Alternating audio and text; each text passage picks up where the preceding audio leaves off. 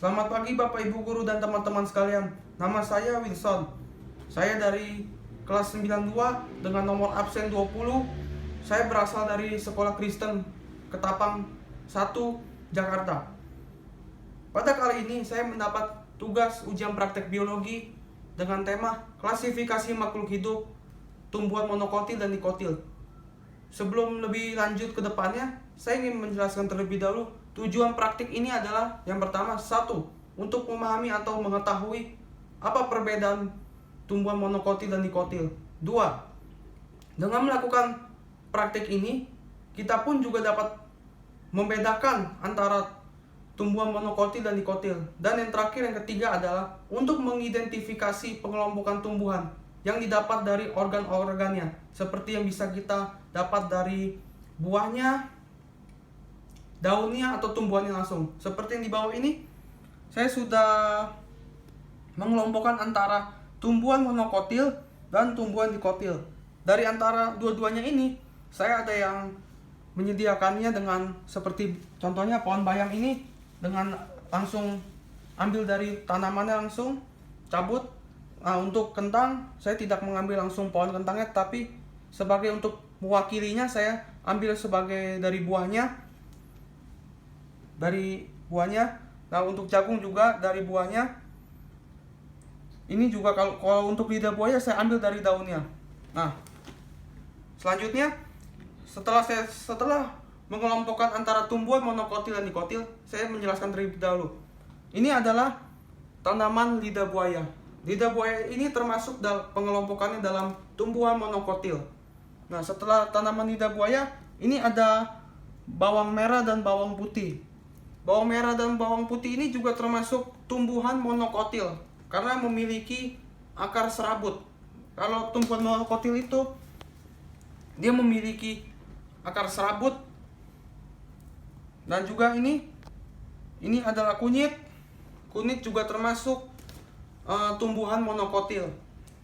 Dan ini juga saya ada jahe juga. Nah, jahe ini juga termasuk tumbuhan monokotil. Dan yang terakhir untuk tumbuhan monokotil adalah jagung. Karena kalau jagung itu sudah jelas, di bagian bawahnya itu pasti memiliki akar serabut.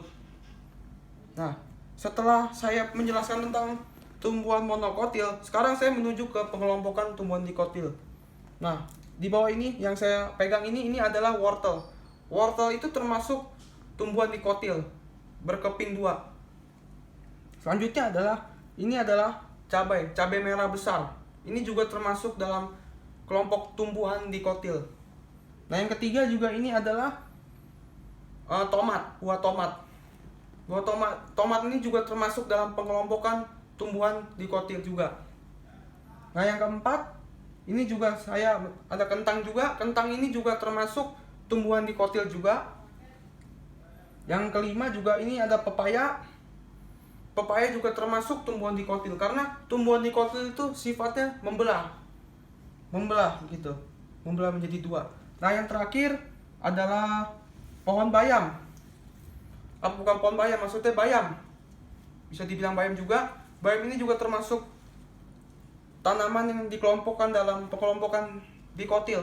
Tetapi juga bisa juga disebut sebagai monokotil. Jika pohon bayam ini disetek melalui vegetatif buatan, maka pohon bayam ini sudah berubah dari yang tadinya dikotil menjadi monokotil karena batangnya disetek.